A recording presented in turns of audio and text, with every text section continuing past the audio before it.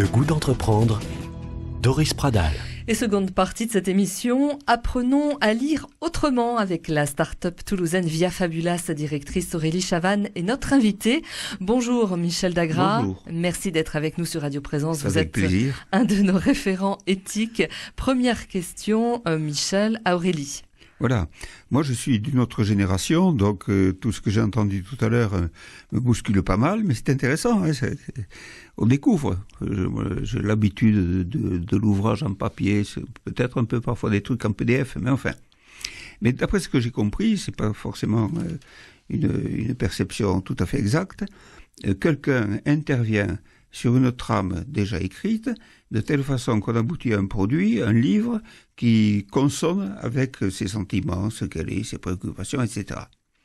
Et je me dis, donc il y a un effet miroir, un effet miroir, qui pourrait, à la limite, tourner au narcissisme. Hein. Je me regarde et je me complais dans ce qu'on a écrit de ce que je suis et qui se retrouve dans un texte bâti. Mais il y a aussi le fait que dans une lecture, on attend d'une lecture parfois d'être enrichi de choses neuves, imprévues, parfois de questions qui bouleversent, qui transforment, qui font avancer, qui convertissent, comme on dit dans un autre jargon. Hein. Comment vous situez-vous par rapport à cette nouveauté interne qui me semble être particulièrement édulcorée, à première vue comme ça, hein, dans le système dont vous parlez, dans le produit dont vous nous parlez? Alors en fait, les livres qu'on réalise sont quand même des livres à la base qui sont des émergences des auteurs. Donc ça va vous parler de choses complètement différentes. D'accord. Par exemple, étudiant en médecine à la morgue, ça va pas être forcément quelque chose que vous connaissez. Ça va vous emmener dans un environnement qui est tout autre. D'accord. Ensuite, vous allez par exemple aller dans une histoire qui va être par exemple, je sais pas, celle où il devient fou. Par exemple, il y en a une où il devient fou à la fin, il se crève les yeux et tout ça. Ça ne veut pas forcément dire que vous êtes vous-même fou. Ah oui, c'est rassurant. Voilà, c'est que derrière, ça amène juste que vous avez de la proximité, vous avez un rapprochement avec ce qui se passe dans l'histoire. Mais ça ne veut pas dire que c'est vous dont on parle et le reflet de ce que vous êtes vous-même. Oui, par exemple, que ces loups deviennent fous, pour un Occitan, ça ne serait pas forcément une mauvaise nouvelle. Parce qu'il qui est venu envahir le pays, donc on peut se retrouver là aussi, dans cette trame. Ouais. Mais voilà, moi, ma question elle est là. Quel est le message finalement? Est-ce un message pour se conforter, ce qui est très bien, hein, ce qui est tout à fait convenable, ou est-ce un message qui est fait pour être un peu bougé, parfois bouleversé, parfois inquiété? On a parfois des ouvrages qui sont faits soit par des auteurs comme des témoignages ou des réflexions un peu philosophiques ou historiques qui permettent de se décrocher du quant à soi ou de l'environnement dans lequel on est habituellement. Mais là, c'est un autre versant. C'est autre chose. Ça. Et j'ai l'impression, mais c'est tout à fait, c'est pour voir, si vous voulez, typer en quelque sorte le produit que vous réalisez. Et il y a un mot que vous avez dit à ce propos. Vous l'avez cité en parlant de la musique, mais en fait c'était en référence aussi à ce que vous faites, des consommateurs. Voilà, on consomme. Ouais. On consomme. Voilà, peut-être que c'est le mot-clé. Est-ce que la consommation c'est tout à fait convenable, vu que ça ne devient pas de la surconsommation, mais enfin, la consommation pour soi, ou l'inquiétude, la question que l'on porte à l'intérieur de soi-même, qui nous arrive par la lecture. Alors en fait, aujourd'hui, ce qui se passe, c'est que le livre va vous amener sur la trame qui vous correspond le plus à notre sens, d'accord ? Mais derrière, quand vous achetez le livre, vous achetez les 5 variations. Quand vous arrivez à la fin de la lecture, on va vous réorienter sur une histoire qui va être complètement différente. Alors à vous le choix de dire je suis totalement satisfait de celle-là et c'est pas forcément la peine que j'aille plus loin et je vais trouver un autre ouvrage dans la bibliothèque, voilà. Ou alors vous avez la possibilité de dire tiens, je vais tester la version alternative. Qu'est-ce que ça pourrait être ? Et là du coup ça a un effet encore plus à bousculer parce que c'est là que les gens se rendent compte qu'il y a un véritable travail par rapport à l'auteur sur son histoire. C'est ça. Voilà, oui. Donc la part, si vous voulez, interrogation, message interrogatif, se retrouve dans la palette de ce que proposent les différentes versions. Oui, d'accord. Toute la réflexion que peut avoir un auteur et ce qu'il a envie de véhiculer, exactement, oui, je comprends. en fait, vous allez la retrouver dans toutes ces diverses variations. Oui. Ça implique quel type de contraintes pour l'auteur ? Alors, est-ce que c'est perturbant ? Voilà, c'est ça. Oui. Est-ce que n'importe quel auteur peut jouer ce jeu ou se prêter à ce jeu ? Alors, c'est à la fois perturbant et je vous dirais à la fois c'est excitant pour eux. Alors, je vous explique. En gros, c'est perturbant parce que ils partent dans une idée et ensuite ils se disent tiens, là, à ce moment-là, il y a un personnage que j'aurais bien aimé suivre, mais je suis obligée de le laisser tomber parce que dans la trame dans laquelle je suis, ça va pas coller. Ouais. Donc là, ils se disent à partir de là, bah tiens, lui, j'ai envie d'aller le suivre, j'ai envie d'emmener le lecteur avec lui et on va bifurquer. Le truc, c'est que d'une certaine manière, ils ont un peu l'impression d'être schizophrènes. Parce que il faut penser autrement l'histoire. Ouais. Et de l'autre façon, ils ont l'impression de pouvoir exploiter tout ce qu'ils avaient envie de mettre dans le livre. C'est ça. Et on peut dire aussi tout simplement que grâce à cette intervention du lecteur, ils sont colloqués à faire une ouverture d'esprit. Oui. Ils doivent changer aussi. Ce dont je parlais quant au message du livre par rapport au lecteur, je le retrouve finalement vis-à-vis de l'auteur.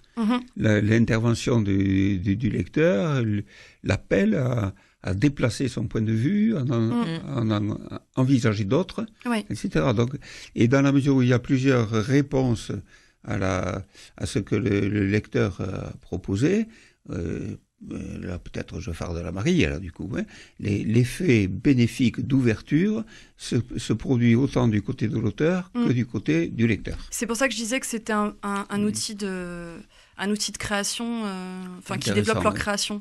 Ouais. Et par contre, vous avez des auteurs qui ne voudront pas partir dans cette démarche-là. Ouais, pas pour l'instant peut-être. Il y en a certains parce que pour eux, il y a juste la bonne histoire. Ouais, et ils vous le diront très clairement, je n'ai pas envie d'écrire pour les lecteurs. J'écris mon histoire et après... C'est au lecteur de s'adapter. C'est au lecteur de s'adapter. S'il y a des lecteurs à qui ça plaît, tant mieux. Si ça marche pas, c'est pas grave. Et cela, vous les intégrez, ces auteurs ? Non, mais par contre, ce qu'on sait et ce qu'on a vu, c'est qu'au départ, les auteurs étaient un peu trouvaient l'idée un peu étrange, et puis après, il y en a qui nous ont rappelé parce que l'idée elle a mûri dans leur tête. C'est ça, bien sûr, et bien sûr, parce que c'est nouveau aussi, tout à fait. On va parler d'argent quand même. Ok. Combien ça coûte pour un lecteur ? Alors, ça dépend du format. En gros, plus vous avez à lire, plus c'est cher et moins vous avez à lire. Voilà. Ouais. Donc, en gros, on oscille entre 9,99 € pour un roman, sachant que dans ce roman, vous avez plusieurs variations, encore une fois. Pour une novella, on va être plutôt aux alentours des 4,99 €. D'accord, donc entre 5 et ça va aller entre 5 et 10 €. 5 et 10 €. Ouais. D'accord. Okay. Et après, on a des nouvelles. 161 millions d'euros, c'est pas encore votre chiffre d'affaires. Ça, ce sera peut-être un jour, je vous le souhaite. Ouais. C'est le chiffre d'affaires de l'édition numérique sur l'année 2014. C'est une progression de 53%. Quand même, sur ces dernières années. On n'a pas encore les chiffres là de 2016. Est-ce que, d'après vous, c'est quand même une progression importante, on va dire, un chiffre d'affaires qui a doublé. Est-ce que c'est la mort du papier ? Non, du livre papier. Pour moi, c'est pas du tout la mort du papier. Nous-mêmes, de notre côté, on a un affect particulier pour le papier. On est tous des lecteurs et on adore ça. Je dirais plutôt que c'est complémentaire, en fait. Par contre, ce qu'on sait, c'est que, par exemple, aux États-Unis, le ratio entre livre papier et livre numérique commence à complètement changer. C'est-à-dire que, alors je ne sais plus les chiffres exacts, mais il y a vraiment un déplacement du papier vers le numérique. Et on sait, normalement, ça devrait être prévu parce que souvent les États-Unis, sur le monde de l'édition, ils n'ont pas un attachement très fort au papier. Et en plus de ça, ils se permettent beaucoup plus d'innovation là-dessus. Mais on sait que normalement, en France, ça devrait du coup suivre le même chemin. Voilà. Mais jusqu'à dire qu'il n'y aura plus de papier, non. Michel. Vous n'avez pas testé la méthode avec un livre de spiritualité? Non. Il y aurait une trame spirituelle et puis les gens interviendraient en fonction de ce qu'ils sont. Ça pourrait être intéressant, ça. Nous, on n'a pas de... Si vous voulez, on n'a pas de réticence quels que soient les auteurs, pourvu qu'ils écrivent bien et qu'ils aient quelque chose à dire. Mais aujourd'hui, on travaille en fonction des auteurs qui viennent à nous. Michel, vous avez une ouverture? Oui, c'est trop gentil. Je vous signale que je suis à la retraite. Ah bon? Et que j'écris chaque semaine dans le journal local. Ah bon. Et que vous êtes aussi sur Radio Présence régulièrement. Alors, juste une petite dernière question, puisque nous sommes un petit peu pris par le temps. Comment vous comptez faire évoluer Via Fabula? Il y a des extensions possibles, peut-être des ouvertures sur l'international aussi? Alors aujourd'hui, on a commencé notamment sur le livre pour enfants à le passer en anglais. On a aussi prévu une version espagnole.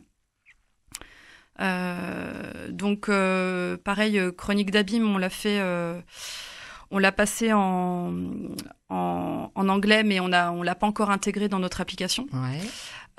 Aujourd'hui, ce qui se passe, c'est que pour vous faire connaître, vous devez faire de la pub. Vous devez rencontrer du monde. Sans ça, en fait, on ne connaît pas votre existence. Bien sûr. Et aujourd'hui, on est plutôt porté sur le marché français. Mais c'est par la suite, quand on aura plus de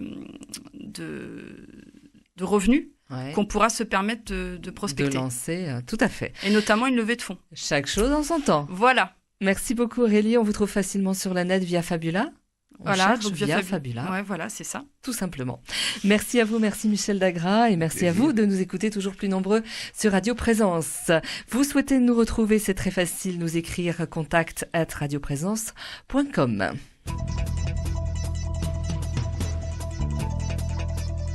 Retrouvez cette émission sur décideurenrégion.fr/midi-pyrénées. Le goût d'entreprendre, une émission en partenariat avec la Caisse d'épargne, la Banque des entreprises et des professionnels de Midi-Pyrénées.